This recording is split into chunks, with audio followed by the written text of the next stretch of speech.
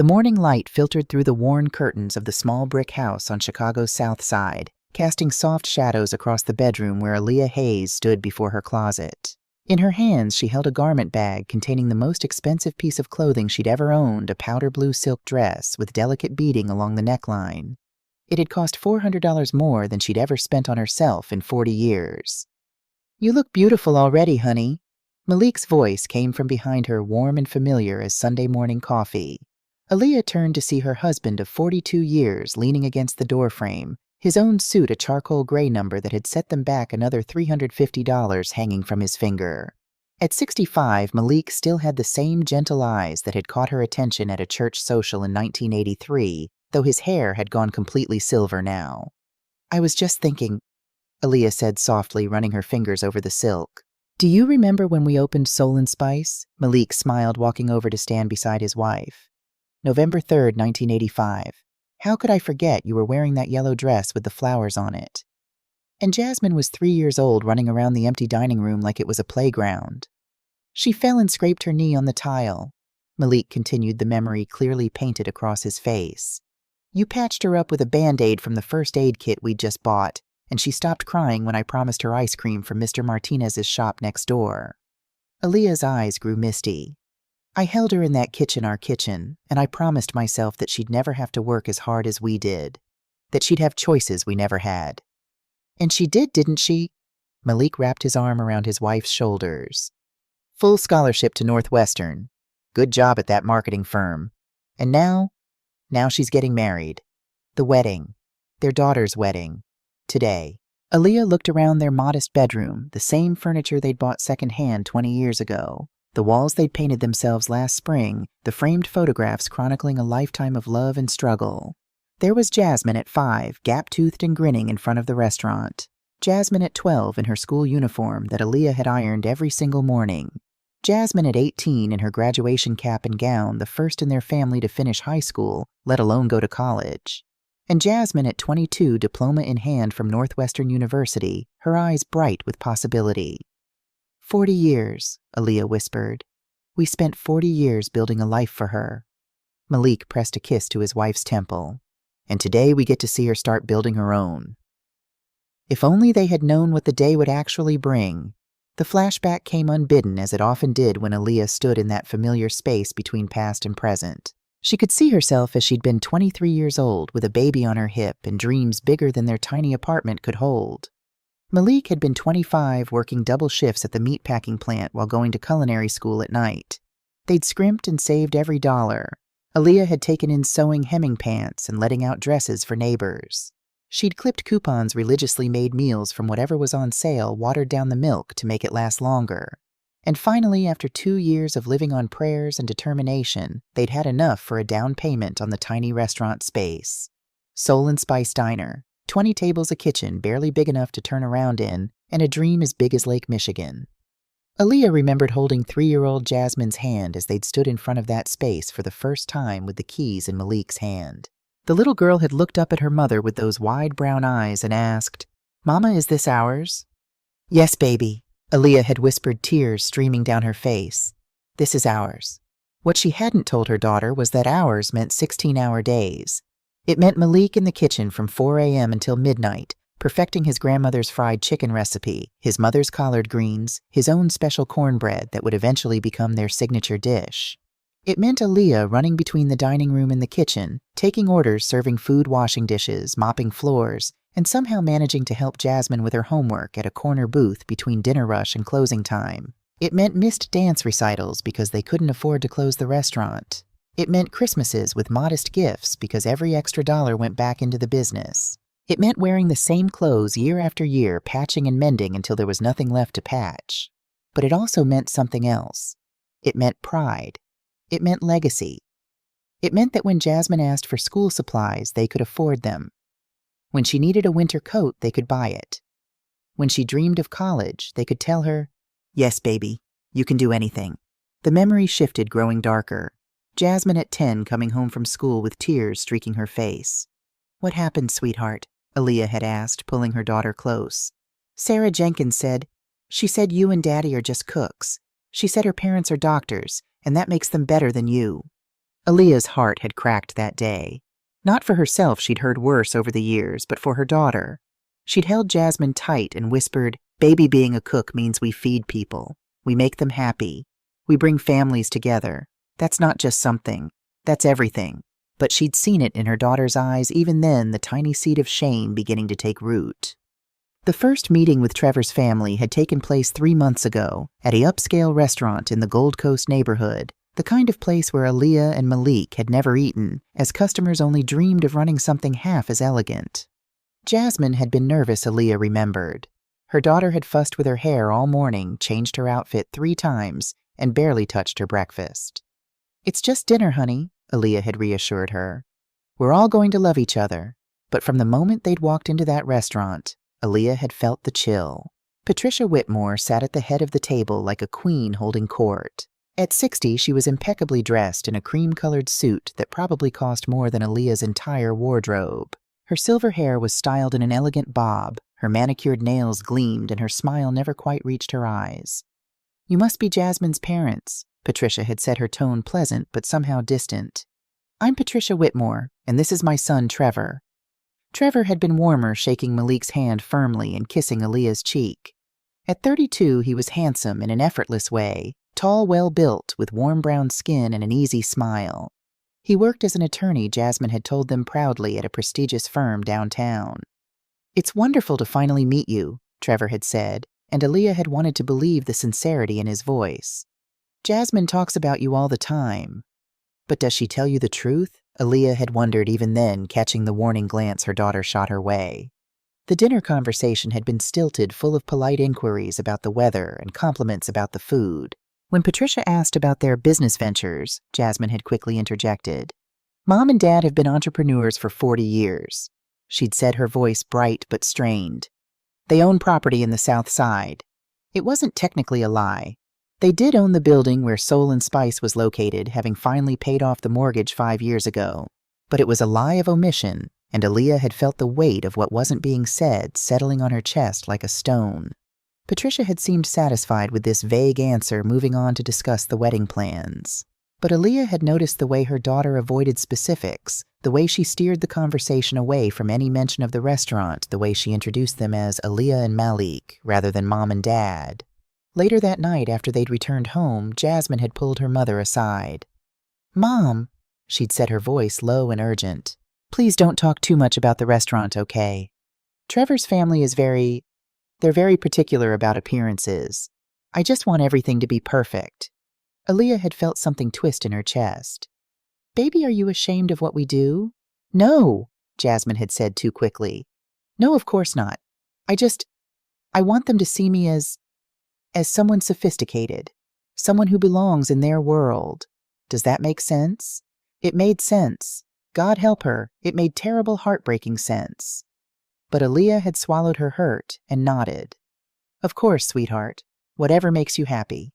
The venue visit had come next, and it had nearly stopped Aaliyah's heart. Thornfield Manor sat on 20 acres of manicured grounds 40 minutes outside Chicago. It was a stone mansion that looked like something from a movie, with ivy-covered walls, soaring windows, and gardens that could have been featured in magazines. "This is where I want to get married," Jasmine had announced, her eyes shining with a joy Aaliyah hadn't seen in years. "Isn't it perfect? Perfect." Yes, and perfectly impossible. The estate coordinator, a crisp woman named Victoria, had walked them through the property, pointing out the grand ballroom, the garden pavilion, the bridal suite. With each step, Aaliyah had felt the number growing in her mind, adding up all the zeros she knew they couldn't afford. "And the total cost for a wedding of 150 guests. Malik had finally asked, his voice steady, despite the worry Aaliyah could see in his eyes. "For the full package, venue, catering, florals, and basic coordination, we're looking at $120,000, Victoria had said as casually as if she were discussing the weather. Aaliyah's knees had gone weak. That was more than they'd made in the last 3 years combined. That was the entire balance of their savings account, their emergency fund, their retirement nest egg. That was everything they had left after putting Jasmine through college. "Mom, Dad," Jasmine's voice had been small, hopeful, heartbreaking. "I know it's a lot, but I've dreamed about this. Trevor's family will be expecting something elegant." And there it was again, that unspoken expectation, that pressure to be something they weren't. Aaliyah had looked at her husband, and in his eyes she'd seen 40 years of love and sacrifice reflected back at her. They'd always given Jasmine everything they could. How could they stop now? "We'll make it work," Aaliyah had heard herself say, even as her heart cracked a little more. But there was more. Always more. "Actually," Jasmine had said, pulling Aaliyah aside as Malik discussed deposit details with Victoria, "there's something else. The venue coordinator, Rachel Thompson, I found out she went to school with you, Mom." Aaliyah had brightened. Rachel Thompson? Oh my goodness, I haven't seen her in 40 years. She was my best friend in high school. I had no idea she owned this place." "Yeah, well," Jasmine had shifted uncomfortably. "I kind of already talked to her. She's giving us a discount because of your connection. But Mom, please, can we not make a big deal about you two being old friends? I told Trevor's family that we have a business relationship with the venue owners, that it's a professional arrangement." "Why would you, please, Mom?" Jasmine's eyes had been pleading desperate. "I just want everything to seem official, professional, not like we're getting handouts or charity." Aaliyah had felt something in her chest crack a little wider. "Is that what you think? That your father and I are charity cases?"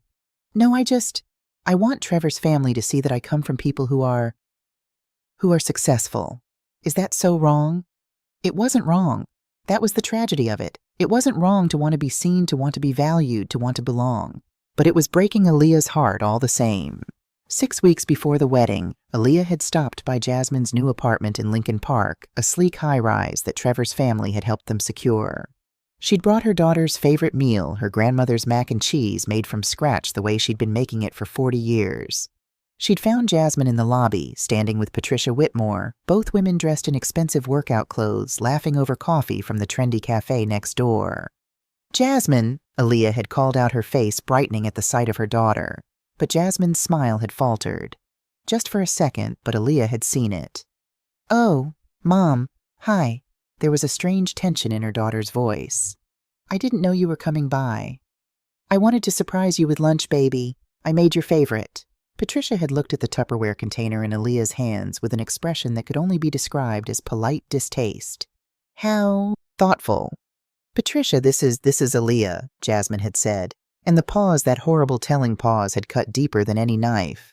"Not this is my mother, just this is Aaliyah." "Yes, we've met," Patricia had said coolly. "At dinner, remember?" "Of course." Aaliyah had forced a smile, feeling suddenly conscious of her worn jeans and Soul and Spice t-shirt, the flower stain she'd missed on her sleeve, the way her hair was pulled back in a simple ponytail instead of styled like these women's. "I just wanted to drop this off and say hi." "That's sweet," Jasmine had said, taking the container but not meeting her mother's eyes. "Thanks, Mom. I'll text you later, okay?" It was a dismissal, clear and unmistakable. Aaliyah had driven home in silence, tears she refused to shed burning behind her eyes. When she'd gotten home, she'd found Malik in the kitchen of their restaurant prepping for the dinner service. "How's our girl?" he'd asked, looking up with that smile that had sustained her through 4 decades. Aaliyah had opened her mouth to tell him to share the hurt that was spreading through her chest like poison. But then she'd seen the hope in his eyes, the pride he still carried for their daughter, and she couldn't do it. "She's fine," Aaliyah had lied.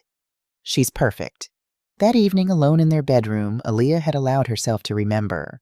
Jasmine at 10 crying because the other kids at school had made fun of the fact that she smelled like fried chicken from helping at the restaurant after school. Jasmine at 16 begging to work anywhere but Soul and Spice, not wanting her classmates to see her there. Jasmine at 20 home from college for Thanksgiving, bringing a friend and introducing Aaliyah and Malik as the people who own this place instead of my parents. The signs had always been there. Aaliyah had just chosen not to see them. She'd told herself it was normal teenage embarrassment. She'd convinced herself that Jasmine would grow out of it, that she'd eventually understand the value of what her parents had built, the sacrifice it represented. But now, watching her daughter prepare for a wedding where she seemed to want her parents to be invisible, Aaliyah couldn't lie to herself anymore. Her daughter was ashamed of her. Ashamed of them. Ashamed of where she'd come from. And the worst part, Aaliyah understood. God help her, she understood. Because hadn't she wanted better for Jasmine, precisely so she wouldn't have to live this life? Hadn't she pushed her daughter toward education and opportunity specifically so she could escape the limited world of Soul and Spice? Be careful what you wish for, her mother's voice whispered in her memory. You might just get it. What Aaliyah didn't know, what she couldn't have known, was that 2 weeks before the wedding, another conversation was taking place in Patricia Whitmore's penthouse apartment overlooking Lake Michigan. "Tell me again," Patricia said, swirling her wine glass, "about your family's assets." Jasmine shifted uncomfortably on the white leather sofa. Through the floor-to-ceiling windows, the city lights sparkled like diamonds. "I don't understand what you mean." "The estate, Thornfield Manor. You mentioned your family has a business relationship with the owners." "Yes, they're old friends." "Old friends who own a multi-million-dollar estate." Patricia's smile was sharp. "And the business your parents run. You said they own property on the south side." Jasmine's mouth went dry. She'd said too much, and not enough had painted a picture that was true in the smallest technical sense, but false in every way that mattered. "They've been very successful," she heard herself say the lie, tasting like ash in her mouth. "Of course." Patricia set down her wine glass. "Trevor deserves a wife from a good family, a stable family. I'm glad to see you come from such substantial stock." After Jasmine left, Patricia picked up her phone and made a call to a private investigator she'd used before. "I need you to look into someone, Aaliyah and Malik Hayes, south side of Chicago. I want to know everything about their financial situation, their business holdings, everything." Because Patricia Whitmore had her own secrets, her own debts, and she'd learned long ago that the best way to solve financial problems was to marry into money. If Trevor was going to marry this girl, Patricia needed to know exactly what assets the Hayes family had to offer. Meanwhile, in their small house, Aaliyah sat at the kitchen table with Malik counting out the money they'd saved for Jasmine's wedding, $120,000 for the venue and services. It was everything they had. But there was more. In a small envelope tucked in Aaliyah's purse, there was another $50,000 in cash. Money they'd saved over the years, hidden away for emergencies. Money they'd planned to use for retirement, for medical bills, for the 1,000 small disasters that could derail a life built on such a narrow margin. "This is for Jasmine," Aaliyah said quietly, holding up the envelope. "For her new life. So she and Trevor have something to start with." Malik covered his wife's hand with his own. "Are you sure, honey, that's everything we have left?" "I'm sure." Aaliyah's voice was firm even as her heart ached. "She deserves a good start. Better than what we had." She wrote out a card to go with the money. "To our beloved Jasmine, may your new life be filled with happiness. Love always, Mom and Dad." Neither of them knew that in 3 days their daughter would ban them from her wedding. Neither of them knew that in 3 days their entire world would shatter. Neither of them knew that this money, this final gift of love, would become the weapon that would tear their family apart. The evening sun cast long shadows through the kitchen window as Aaliyah sealed the envelope. In her heart, she whispered a prayer that had sustained her through 40 years of struggle. "Please, God, let her be happy. Let everything we've sacrificed be worth it." But some prayers, Aaliyah would learn, are answered in ways we never expect. The morning of the wedding dawned clear and bright, one of those perfect June days that Chicago saves for special occasions. Aaliyah woke at 5 a.m. as she had every morning for 40 years, her body trained to rise with the sun no matter what the day held. But this morning was different. This morning she wouldn't be heading to Soul and Spice to prep vegetables and start the coffee. This morning she would watch her only daughter get married. She and Malik dressed carefully, reverently. The powder blue dress fit perfectly, the silk cool against her skin. Malik's suit made him look distinguished, handsome, in a way that made her heart flutter, even after all these years. They stood together in front of their bedroom mirror, two people who had built a life from nothing, who had loved and struggled and sacrificed until sacrifice became as natural as breathing. "We did good, didn't we?" Malik asked softly, adjusting his tie for the 3rd time. "We did everything we could," Aaliyah replied, but there was something in her voice, some shadow of doubt she couldn't quite shake. They loaded the car with gifts, the envelope containing 50,000 6 bottles of expensive champagne they'd saved for this day, and a photo album Aaliyah had spent months preparing, filled with pictures of Jasmine from birth to graduation, each one captioned with love notes and memories. The drive to Thornfield Manor took 45 minutes. They didn't talk much, both lost in their own thoughts, watching the city give way to suburbs, then to the rolling countryside where wealth sat like a crown on every manicured acre. "Do you think she's nervous?" Malik asked as they turned onto the long driveway leading to the estate. "Every bride is nervous," Aaliyah said. "I was terrified when I married you." "You terrified you were the bravest woman I'd ever met." "Brave because I was scared, honey. There's no courage without fear. They pulled up to the front gate at 11 a.m. 2 hours before the ceremony. The estate looked like something from a fairy tale, white tents billowing on the lawn, flowers everywhere, staff members rushing about with last-minute preparations. Aaliyah took a deep breath, clutching the gift bag to her chest. Okay, let's go see our daughter get married. But when they approached the main entrance, a young man in a black suit stepped forward, clipboard in hand. Good morning. Names, please. Aaliyah and Malik Hayes, Malik said warmly. We're the bride's parents. The young man, barely 25 with sharp eyes and an earpiece, scanned his list. Once, twice, a third time, his finger trailing down the page. I'm sorry, sir, but I don't see your names on the guest list. Aaliyah laughed, certain there had been a mistake. Honey, we're not guests. We're her parents, Aaliyah and Malik Hayes. We're paying for this whole thing. The young man's expression didn't change. I understand, ma'am, but I have specific instructions. Your names are not on the approved entry list. There must be some kind of error, Malik said, his voice still patient, still kind, still believing in the fundamental goodness of the world. Can you check with someone? Maybe call the bride? The security guard spoke into his radio, and Aaliyah felt the first cold finger of dread trail down her spine. This was wrong. Something was very, very wrong. A woman in a headset appeared, looking flustered. Mr. and Mrs. Hayes, I'm Caroline, the wedding coordinator. I'm afraid there's been a situation. What kind of situation? Aaliyah asked, her voice hardening. The bride has specifically requested that you not be admitted to the venue at this time. The words landed like physical blows. Aaliyah actually stumbled backward, and Malik's hand shot out to steady her. That's impossible, Aaliyah whispered. This is our daughter's wedding. We're paying for it. I understand this is difficult, Caroline said, her practiced sympathy making everything worse. But I have my instructions directly from Miss Jasmine. I'm very sorry. No, Aaliyah found her strength. No, you're going to take me to my daughter right now. There's been a mistake. Ma'am, I can't now. The word cracked like a whip. Something in Aaliyah's face must have convinced the coordinator, because she nodded reluctantly. Follow me. But please, the bride is getting ready. You need to be quick. They walked through the manor's marble halls, past staff members setting up champagne towers and adjusting floral arrangements. Each step felt surreal, like walking through a dream that was rapidly becoming a nightmare. Caroline knocked on an ornate door marked Bridal Suite. Jasmine, there are some people here to see you. The door opened, and there she was, their daughter, their beautiful girl, standing in a wedding dress that must have cost $10,000, her hair swept up in an elegant style, her makeup perfect. She looked like a princess. She looked like a stranger. Behind her, Patricia Whitmore sat on a velvet settee, looking like the cat who'd caught the canary. Jasmine, Aaliyah breathed. Baby, what's going on? They said we're not allowed in. Jasmine's face crumpled for just a second, a flash of the little girl she'd been, the daughter who'd run to her mother for comfort. But then she looked at Patricia, and something in her expression hardened. Mom, Dad, you shouldn't be here. Shouldn't be. Aaliyah couldn't finish the sentence. This is your wedding day. Of course we should be here. I told the coordinator to call you this morning. Jasmine wouldn't meet her mother's eyes. I left a message explaining. We never got a message. Jasmine, what is happening? Jasmine took a shaky breath. I need you to go home.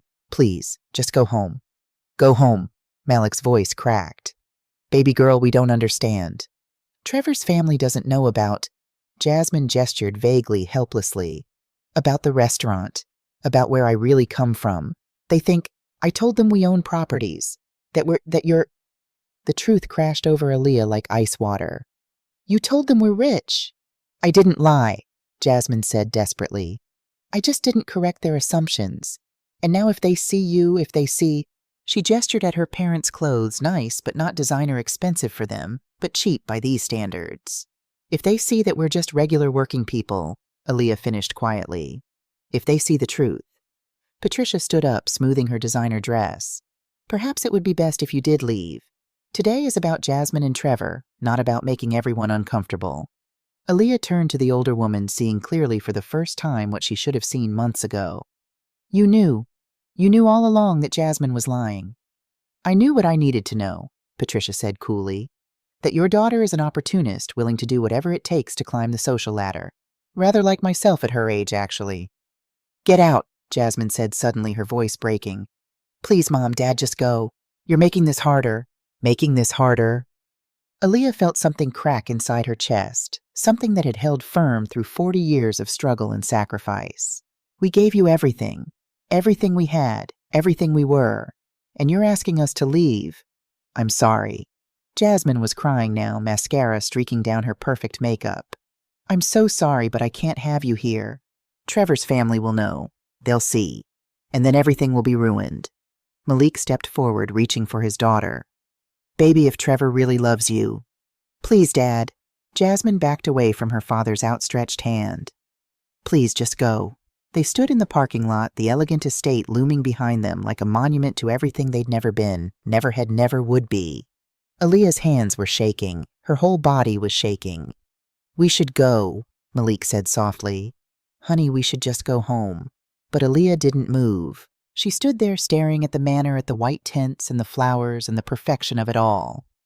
40 years. 40 years of 16-hour days. 40 years of sacrifice. 40 years of loving a daughter who was now too ashamed to let them watch her get married. No, she said quietly. Aaliyah. No.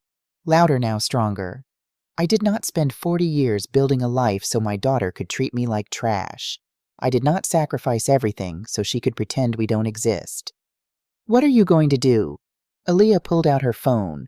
Her hands were steady now, purpose replacing shock. I'm going to give her exactly what she asked for. The first call was to David Morrison, the catering manager. David had worked at Soul & Spice as a teenager, had learned to cook in their kitchen, had built his career on the foundation they'd given him. Mrs. Hayes. His voice was warm, happy. I'm at Thornfield right now. Everything's perfect. The food is going to be amazing. David, baby, I need you to listen carefully. What's wrong? Do you remember what I did for you when you had nowhere else to go? Of course. You gave me a job when everyone else said I was too much trouble. You believed in me. Then I need you to believe in me now. I need you to stop service. There was a long pause. Mrs. Hayes, the wedding. The wedding is paid for by me. Every cent. But my daughter has informed me that I'm not welcome. That I'm an embarrassment. So I'm exercising my rights under the service contract. If you stop service, the wedding falls apart. I know. Aaliyah's voice was hard cold. Do it, David. All those years ago you told me you owed me a debt. I'm calling it in. Another pause, then, yes, ma'am. The moment I tell you to. The second call was harder. Rachel Thompson, her old friend, the owner of Thornfield Manor. Aaliyah, I was wondering when you'd arrive. I can't wait to catch up after the ceremony. Rachel, I need to see the rental contract. What, why? Please, it's important. 20 minutes later, Aaliyah sat in Rachel's office reading through the paperwork she'd signed 3 months ago. And there it was in Section 12, subsection C. In the event that the primary renter is denied access to the venue during the contracted event, this contract shall be considered null and void, and all parties must vacate the premises within 2 hours of notification. Aaliyah, what's going on? Rachel asked, concern etched on her face. Aaliyah told her everything. The lies, the shame, the rejection at the door of her own daughter's wedding. Rachel's face grew dark with anger. That little "don't," Aaliyah interrupted. She's still my daughter, but Rachel, I need your help. Anything. I want to invoke Section 12. Rachel's eyes widened. If you do that, the wedding is over. Everyone will have to leave. I know. Aaliyah, are you sure this is nuclear? Aaliyah thought of Jasmine backing away from her father's outstretched hand. She thought of 40 years of sacrifice being repaid with shame. She thought of that little girl who used to help in the restaurant, who'd fallen asleep on her shoulder during long drives home, who'd once told her, Mama, when I grow up, I want to be just like you. I'm sure, she said, but not yet. Let the ceremony begin. Let her think she's won. And then we end this. At 2:00 p.m., exactly on schedule, Jasmine Hayes began walking down the aisle of Thornfield Manor's garden pavilion. She walked alone. No father to give her away. She'd told the guests her parents were delayed, caught in traffic, would arrive any moment. The lies came so easily now. Trevor stood at the altar, handsome in his tuxedo, smiling at his bride. He didn't know. Dear God, he really didn't know what kind of woman he was marrying. Patricia sat in the front row, triumphant. She'd won. She'd successfully orchestrated a wedding that would connect her failing family to what she believed was wealth and property. Soon she thought all their financial problems would be solved. The ceremony proceeded. The vows were spoken, the rings exchanged. And through it all, Aaliyah watched from the parking lot on her phone, streaming the wedding through one of the staff members' devices, a young woman who'd quietly agreed to help after learning what Jasmine had done. "Now," Aaliyah said into her phone when the minister pronounced them husband and wife. "David now." The reception began at 2:45 p.m. Guests filed into the grand ballroom, admiring the elaborate flower arrangements, the crystal chandeliers, the perfection of it all. At 3:30 p.m., the champagne service stopped. "Excuse me," Patricia called to a passing waiter. "We need more champagne." "I'm sorry, ma'am. Service has been suspended pending payment." "But that's ridiculous. Everything's been paid for." The catering manager appeared, David in his chef's whites, his face professionally neutral. "I'm afraid there's been a situation with the account. All services are now cash only." Trevor rushed over. "What do you mean cash only? My mother-in-law paid for everything." "Yes, sir. Mrs. Aaliyah Hayes, who is not present at this wedding in violation of her contract terms. Therefore, all prepaid services have been suspended." Patricia's face went white. You can't do that." "I can, and I am, ma'am. If you'd like to continue service, you'll need to provide payment immediately. The remaining balance is $85,000. The number hung in the air like a bomb. Trevor turned to Jasmine, who stood frozen in her wedding dress. "Your mother paid $85,000, I thought. You said, I can explain. You said your family had money. You said they owned properties. You said, I never actually said that." Jasmine's voice was rising, panicked. "You all assumed, because you let us." Trevor's voice cracked. "Because you lied." Patricia grabbed Jasmine's arm. "Where are your parents? Call them. Tell them to fix this." "I can't," Jasmine whispered. "I told them they couldn't come." "You what?" And then, like an avenging angel, Aaliyah walked into the ballroom. She moved with a dignity that made everyone stop and stare. Malik followed a step behind his hand on his wife's back, supporting her as he'd done for 40 years. "I'm Aaliyah Hayes," she announced, her voice carrying through the now silent room. "Mother of the bride, the woman who paid for every single thing you see here, the woman who was banned from her own daughter's wedding because she wasn't good enough, because she's just a cook, just a working-class woman who spent 40 years sacrificing everything for a daughter who's ashamed of her." Jasmine moved toward her mother. "Mom, please, don't." Aaliyah held up a hand. "I came here to tell you something, baby girl. I came here to give you this." She held up the envelope containing $58,000. "This was supposed to be your wedding gift. Every penny we had left. Your father and I were going to give you everything one last time." "Mrs. Hayes," Trevor said, stepping forward. "I didn't know. Jasmine told me." "Jasmine told you lies, but she learned that from someone, didn't she?" Aaliyah turned to Patricia. You knew she was lying, didn't you?" Patricia's face was a mask. "I don't know what you're talking about." "Really, because I made some phone calls this morning, called some people I know at the banks. Turns out the Whitmore family is bankrupt. Turns out you're about to lose your penthouse. Turns out you've been looking for a wealthy family to marry into to save yourself." The room erupted in whispers. "That's not," Patricia started. But a man stood up from the back of the room, Henry Blackwood, looking grave. "Patricia, you owe my bank $200,000. You told me you'd have it after the wedding, after your son married into a wealthy family." Trevor looked at his mother in horror. "Mom, you were supposed to fix this," Patricia hissed at Jasmine. "You were supposed to have money." "My family does have money," Jasmine cried. "They have this." She gestured at the envelope in her mother's hands. "They have savings. $50,000. Patricia laughed bitterly. "I thought they were millionaires. I thought they owned real estate." "They do. They own the building where their restaurant is." The truth came out in ugly waves. Patricia had investigated the Hayes family, had believed Jasmine's careful misdirection about property ownership and business connections. She'd thought she was marrying Trevor to an heiress. Jasmine had thought she was marrying into old money. Both had been lying. Both had been lies. Rachel Thompson appeared, flanked by 2 police officers and a lawyer. "I'm sorry, everyone, but this event must conclude immediately. The venue contract has been voided. You have 1 hour to clear the premises." "You can't do this," Patricia shrieked. "I can, and I am. Mrs. Hayes was denied entry to her daughter's wedding, which violates the rental agreement. This wedding is over." Chaos erupted. Guests began gathering their things, confused and scandalized. Trevor stood like a statue staring at Jasmine as if seeing her for the first time. "You lied to me," he said quietly. "About everything. I loved you. You loved what I represented. You loved the idea of escaping your past. But you know what, Jasmine? Your past is the best thing about you. Your parents." He gestured at Aaliyah and Malik.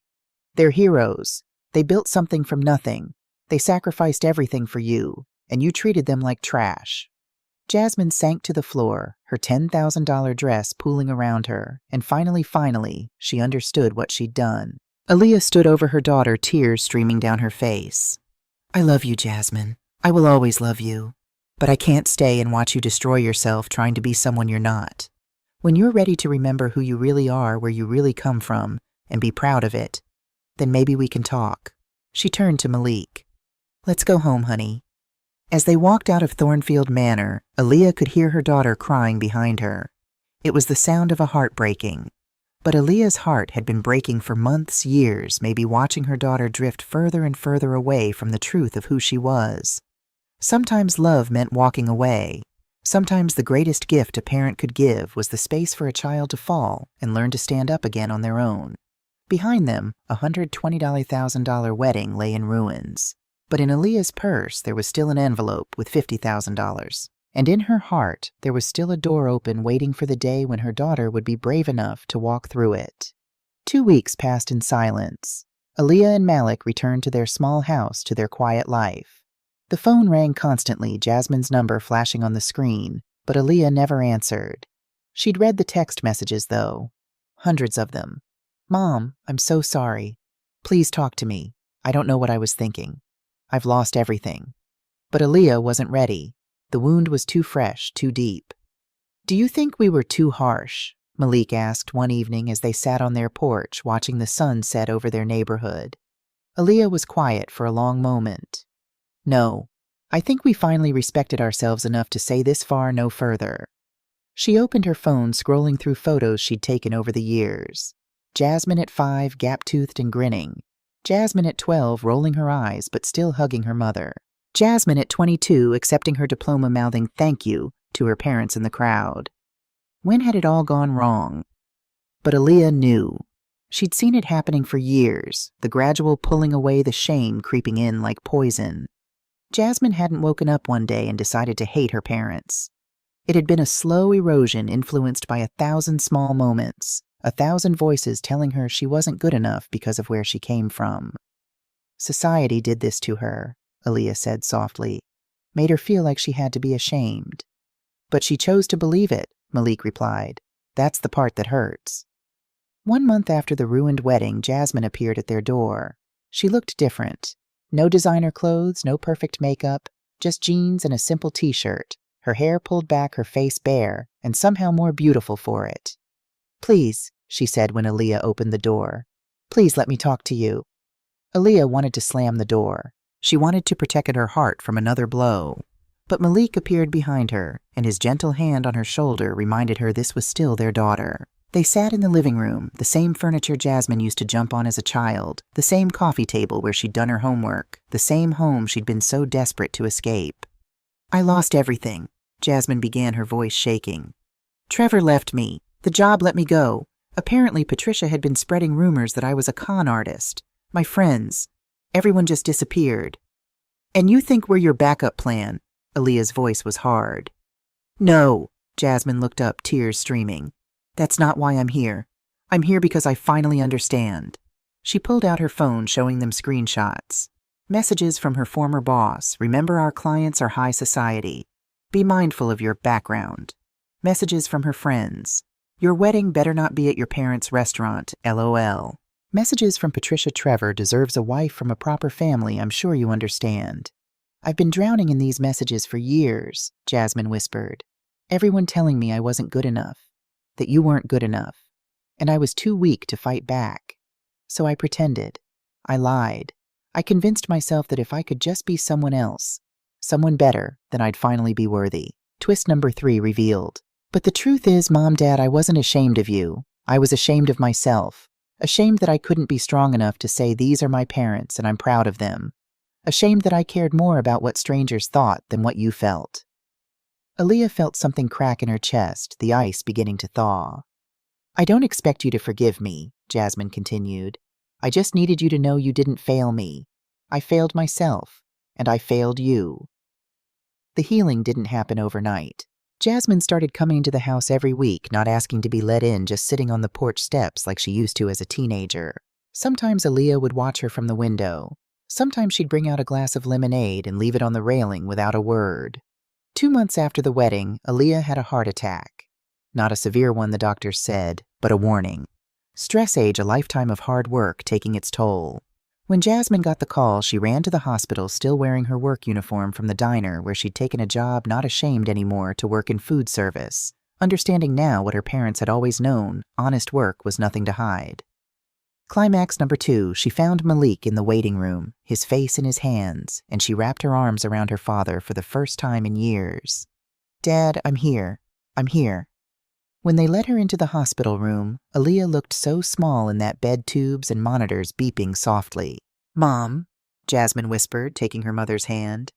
"I'm so sorry. For everything. I love you. I'm proud of you. And if you give me another chance, I promise." "Hush, baby." Aaliyah's voice was weak but warm. "I never stopped loving you. I was just waiting for you to love yourself." They cried together, mother and daughter, 40 years of love and pain and misunderstanding finally breaking open into truth. 6 months later, Aaliyah stood at the train station with Malik, 2 tickets in hand for a cross-country journey they'd dreamed about for decades. They'd sold Soul and Spice to David, who was running it beautifully. They'd given the $50 and $1,000 to a culinary school scholarship fund in Jasmine's name. And now, finally, they were going to live for themselves. Jasmine came to see them off, Trevor beside her. They'd reconciled slowly, carefully building something real this time, based on truth instead of lies. "You're really doing it," Jasmine said, hugging her mother tight. 40 years, baby. We earned this. I'm proud of you, Mom. Both of you. And this time Jasmine meant it with her whole heart. As the train pulled away, Aaliyah watched her daughter standing on the platform, waving, tears streaming down her face. But they were good tears, healing tears. "Do you think she'll be okay?" Malik asked. Aaliyah smiled, squeezing her husband's hand. "She'll be better than okay. She knows who she is now. That's more than most people ever find." The train picked up speed, carrying them toward new horizons, new adventures, the life they'd postponed for 40 years while they built a foundation for their daughter. They'd done their job. They'd raised her, loved her, sacrificed for her. And they'd taught her the hardest lesson of all, that love without self-respect is not love at all. Sometimes the greatest gift a parent can give is the freedom to fall and the courage to rise again. And sometimes the greatest love story isn't about staying together at all costs. Sometimes it's about knowing when to walk away and trust that the seeds you planted will eventually grow. 1 year later, Aaliyah received a package. Inside was a photo Jasmine in chef's whites, standing in front of a small community kitchen. The sign read, "Second Chances Catering, serving good food and better futures." The note said, "Thank you for teaching me that honest work done with love is the most beautiful thing in the world. I'm finally proud of where I come from, because I finally understand where I'm going. Love always, your daughter." Aaliyah tucked the photo into her travel journal right next to a picture of her and Malik standing in front of the Grand Canyon, gray-haired and grinning free at last. Some stories don't end with everyone together. Some stories end with everyone finally beautifully themselves.